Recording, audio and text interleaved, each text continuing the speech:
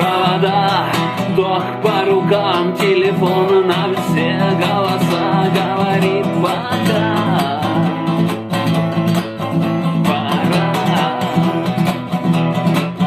И пальто на гвозде, шарф в рукаве и перчатки в кармане шепчут: подожди до утра.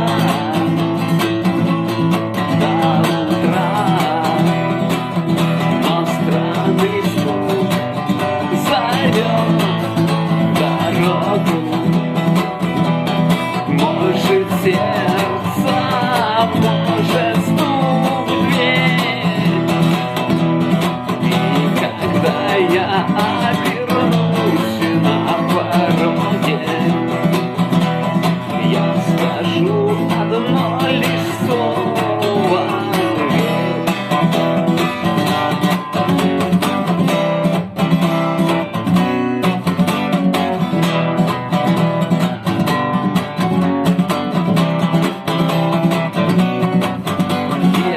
на вокзал, и опять поездам, и опять проводник выдаст белье и чай.